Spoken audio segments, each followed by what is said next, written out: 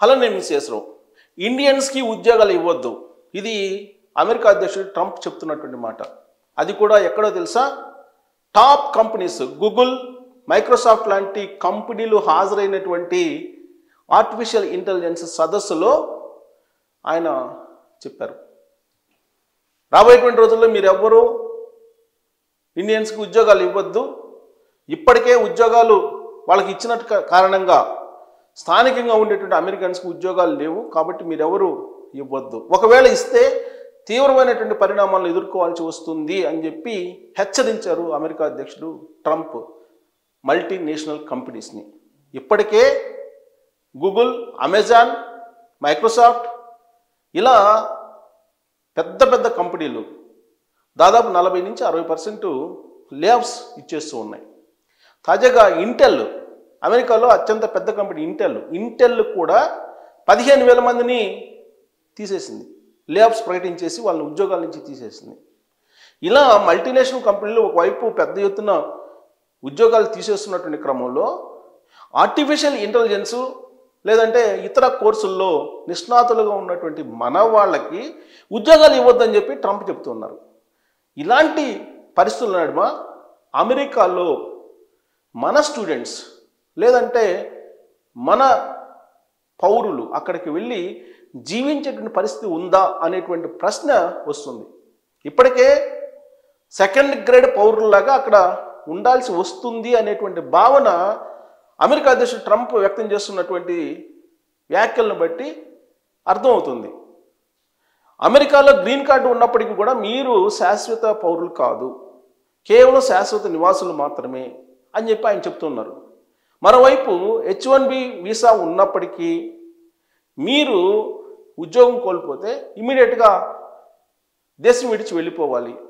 In case గృహహింస case నమోదైతే శాశ్వతంగా అమెరికాకి నిషేధం మీరు, ఇలాంటివన్నీ కూడా చెప్తున్నారు. ఇక స్టూడెంట్స్ F1 వీసా మీద స్టూడెంట్స్ వాళ్ళు వెళ్తే స్టూడెంట్స్కి సంబంధించినటువంటి సోషల్ మీడియా ప్లాట్ఫామ్స్ అన్నింటినీ కూడా ట్రాన్స్పరెన్స్గా ఉంచాలి. వాళ్ళకి సంబంధించినటువంటి అకౌంట్స్, యూజర్ నేమ్స్ అన్నీ కూడా ఇవ్వాలి.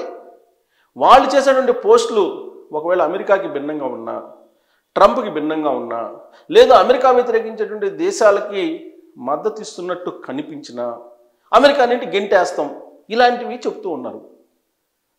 ట్రాఫిక్లో ఒకవేళ రోడ్ల మీద వెళ్ళేటప్పుడు కానీ లేదంటే ప్రయాణం చేసేటప్పుడు కానీ ట్రాఫిక్ రూల్స్ని కనుక మీరు ధిక్కరిస్తే మీకు శాశ్వతంగా అమెరికా వీసా లేకుండా రద్దు చేస్తాం, ఇలాంటివన్నీ కూడా భయానకమైనటువంటి స్టేట్మెంట్స్, భయానకమైనటువంటి వ్యాఖ్యల్ని ట్రంప్ చేస్తూ ఉన్నాడు. పైగా జేడీ వాన్స్ అమెరికా ఉపాధ్యక్షుడు ఆయన కూడా ఏమంటున్నారు? గ్రీన్ కార్డు ఉన్నంత మాత్రాన మీరు శాశ్వత పౌరులు కాదు అమెరికాలో అని చెప్పి చెప్తున్నారు. ఆంధ్రాకి అల్లుడు ఆయన, అమెరికా ఉపాధ్యక్షుడు జేడీ వాన్స్. ఆయన కూడా ట్రంప్ పందాలోనే హెచ్చరిస్తూ ఉన్నాడు ఎన్ఆర్ఐల్ని. నాట్ ఓన్లీ ఎన్ఆర్ఐస్, విదేశాల నుంచి ఎవరు వెళ్ళి అమెరికాలో స్థిరపడినా వాళ్ళ మీద ఇలాంటి ప్రయోగాలు, ఇలాంటి ఒత్తిళ్ళు, ఇలాంటి చట్టాలని ఇంప్లిమెంట్ చేస్తున్నారు. దాదాపుగా 13 లక్షల మంది అమెరికాలో ఇల్లీగల్గా ఉంటున్నారు, వాళ్ళందరినీ తరిమేస్తానని చెప్పి అంటున్నారు. హోమ్లాండ్ సెక్యూరిటీకి అమెరికా ఆదేశాలు ఇచ్చారు, విశిష్ట అధికారాలు కూడా ఈ మధ్యకాలంలో వాళ్ళకి ఇచ్చారు. వాళ్ళకి ఏదైనా ఒకవేళ తారసపడితే అమెరికాలో ఉండేటువంటి చట్టాలను ఏమాత్రం ధిక్కరించినా కానీ శాశ్వతంగా అమెరికా నుంచి గెంటేస్తున్నారు.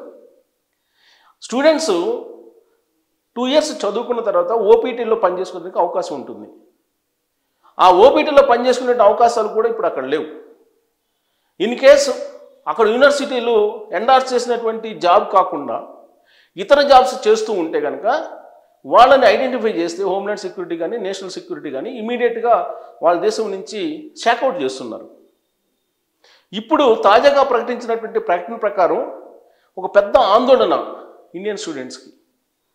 ఇప్పటి వరకు చదువుకొని వెళ్దాము, చదువుకుందాం, అక్కడ చదువుకున్న తర్వాత ఉద్యోగం వస్తే వస్తుందో లేదంటే తిరిగి రావచ్చు అనేటువంటి ఆలోచనతో వెళ్ళడానికి సిద్ధపడుతున్నారు కొంతమంది పర్ఫెక్ట్గా చదువుకొని అక్కడ కాంపిటీషన్లో తట్టుకొని జాబ్స్ సంపాదించవచ్చు అనేటువంటి ధైర్యంతో వెళ్ళేటువంటి వాళ్ళు ఉన్నారు ఇవాళకి కూడా.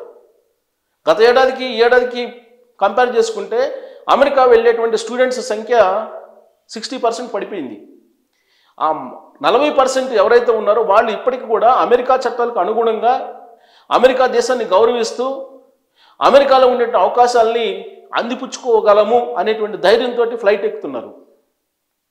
కానీ ఇప్పుడు ట్రంప్ చేసినటువంటి ప్రకటన ఏదైతే ఉందో ఆ ప్రకటన ఆ 40% స్టూడెంట్స్లో కూడా ఆందోళన కలిగిస్తుంది. కార్పొరేట్ కంపెనీలకే మీరు ఉద్యోగాలు ఇవ్వద్దు ఇండియన్స్కి అని చెప్పి అమెరికా అధ్యక్షుడే చెప్పాడని అంటే మరి వాళ్ళు రిక్రూట్మెంట్ చేసేటువంటి సమయంలో ప్రాధాన్యత కింద తీసుకోరు కదా, పైగా ఇవ్వరు. ఒకవేళ ఇస్తే తీవ్రమైనటువంటి చర్యలు మీ మీద ఉంటాయని చెప్పి హెచ్చరిక కూడా జారీ చేశారు ట్రంప్.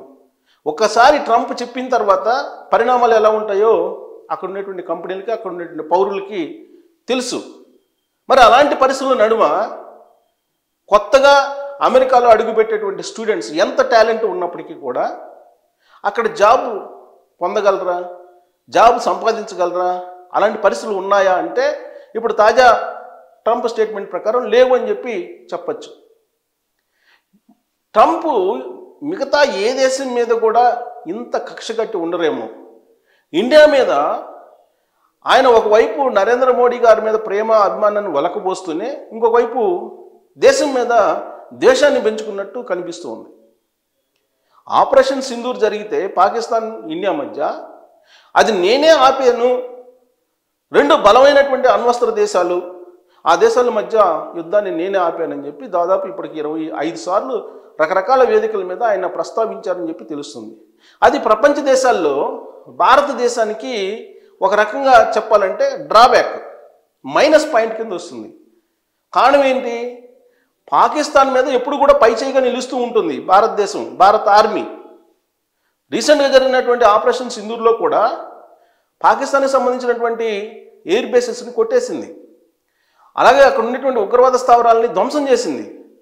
పాకిస్తాన్ తోక ముడిచి కంప్లీట్గా చేతులు ఎత్తేస్తున్నటువంటి సమయంలో పాకిస్తాన్ పక్షాన్ని నిలిచినటువంటి ట్రంప్ ఆయన వాణిజ్య యుద్ధం స్టార్ట్ అవుతుంది జాగ్రత్త అని చెప్పి హెచ్చరిస్తూ ఈ యుద్ధాన్ని ఆపాలి అనేటువంటి ఒక ప్రయత్నం చేశారు. కానీ ఆయన చేసినటువంటి ప్రయత్నం కారణంగానే ఇండియా యుద్ధాన్ని ఆపలేదు. ఈ విషయాన్ని ఆల్రెడీ విదేశాంగ శాఖ మంత్రి చెప్పారు. అయినప్పటికీ కూడా పదే పదే భారతదేశం మీద తన ఆధిపత్యం ఉంది అని చెప్పి ప్రపంచ దేశాలకు తెలియజేయడానికి ట్రంప్ ప్రయత్నిస్తున్నారు.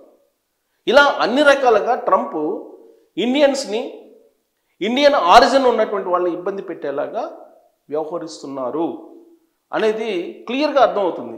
ఇప్పుడు తాజాగా ఆయన ఇచ్చినటువంటి స్టేట్మెంట్ ప్రకారం అయితే అమెరికాలో ఉండేటువంటి విదేశస్తులు కూడా అలా అమెరికాలో ఉండేటువంటి ఇండియన్స్కి మీరు ఉద్యోగాలు ఇవ్వద్దు అని చెప్పి చెప్పడం అనేది ఇండియన్స్ మీద ట్రంప్ ఎంత కక్షగట్టారు అనేది తెలియజేస్తుంది. మరి ఆయన ఇచ్చినటువంటి స్టేట్మెంట్ని విన్న తర్వాత అమెరికాలో ఉండేటువంటి మన ఎన్ఆర్ఐలకి ఎలా అనిపించి ఉండవచ్చు, రాబోయేటువంటి రోజుల్లో అమెరికా వైపు చూసేటువంటి భారతీయులకి ఎలాంటి ఇండికేషన్ ఆయన ఇస్తున్నట్టు అనిపిస్తుంది. దీని మీద మీరు ట్రోల్ చేయొచ్చు. Thank you.